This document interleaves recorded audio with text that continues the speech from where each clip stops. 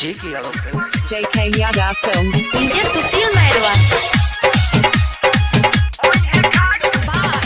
Albina Recording Studio, Simra.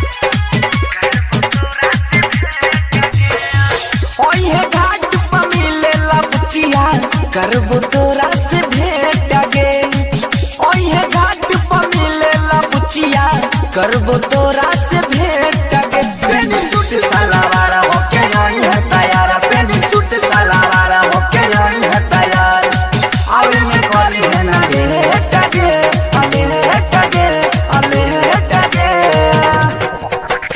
पिटैबा का JK ओहे Yadav घाट पर मिलेला बचिया करबो तोरा से भेंट गे क्या बोला? ओहे घाट पर मिलेला बुचिया करबो तोरा से भेंट गे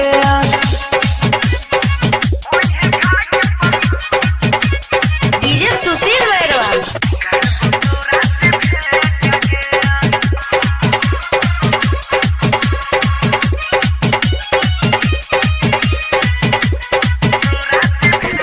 हाँ हाँ छठी माई के घाट पर शोभे फल फूल सुपवा गे ढेर दिनो देखल भेलै जान तोहरा JK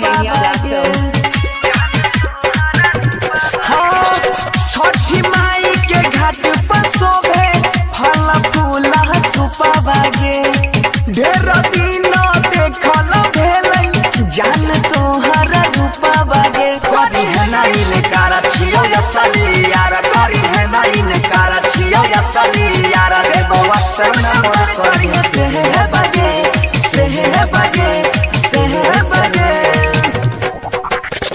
Okay. JK Yadav ओहे Films. घाट पर मिलेला बुचिया करबो तोरा से भेंट गे चल हट। ओहे घाट पर मिलेला बुचिया करबो तोरा से भेंट गे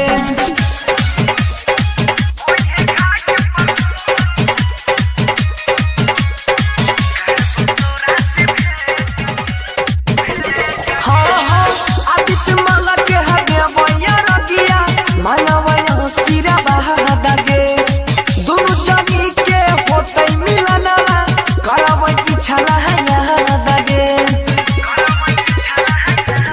हाँ हाँ आदित्य माला के हगे भैया रगिया मानवया सिरा बहा गे दोनों जनी के होतै मिलना करबै पिछला है यहाँ गे देव मोतिया के हार करी है नाइन कारा देव मोतिया के हार करी है नाइन कारा बन सीधर देख तो भरा भेट गे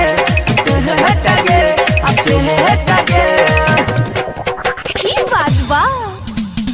सोनू प्रजापति पराका फोरया पटू डेट गे ओहे घाट पर मिलेला बुचिया करबो तोरा से भेट गे JK Yadav Films.